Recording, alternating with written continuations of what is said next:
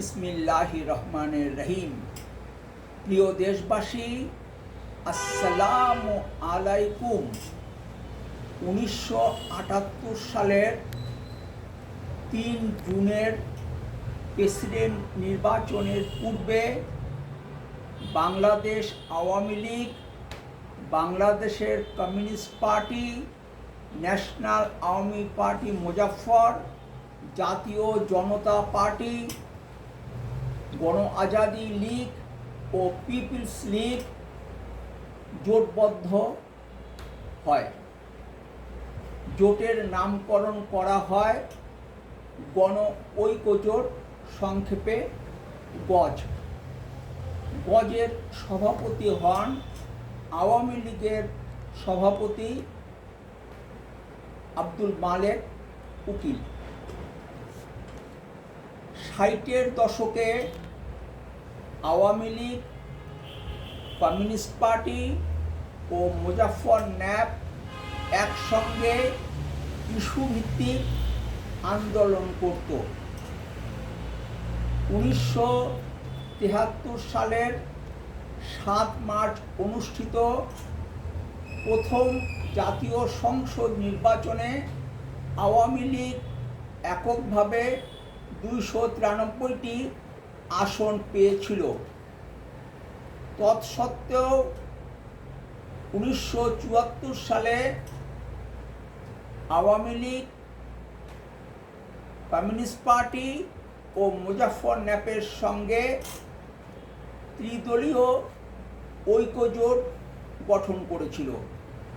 1975 সালের 25 জানুয়ারি Awami League, communist party ও Muzaffar nap তাদের সংগঠন বিলুপ্ত করে জাতীয় দল বাকশাল গঠন করেছিল।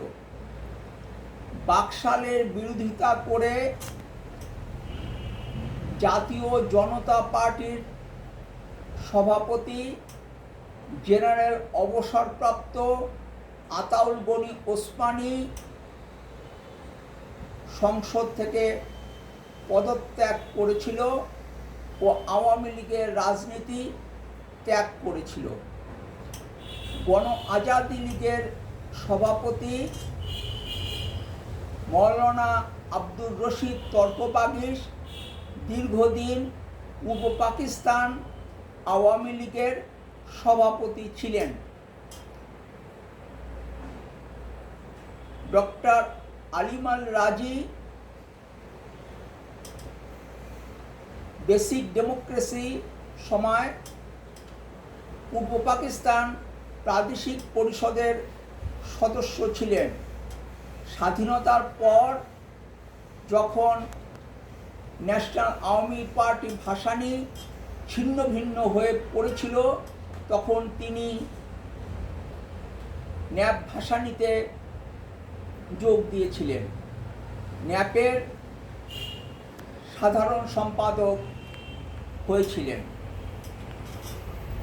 1973 সালের 7 মার্চ অনুষ্ঠিত প্রথম জাতীয় সংসদ নির্বাচনে ডক্টর আলিমাল রাজি টাঙ্গাইল 1 থেকে ভাসানী ন্যাপের মনোনীত প্রার্থী হিসাবে প্রতিদ্বন্দ্বিতা করেছিলেন।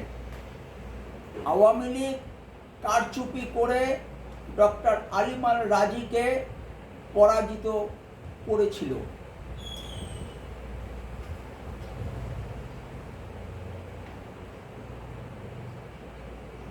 গণ ঐক্য জোটের প্রেসিডেন্ট প্রার্থী হয়েছিলেন জাতীয় জনতা পার্টির সভাপতি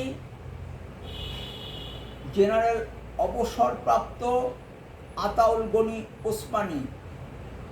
তিনি সারা দেশে 44টি নির্বাচনী সভা করেছিলেন। ওই নির্বাচনে 10 জন প্রার্থী ছিলেন।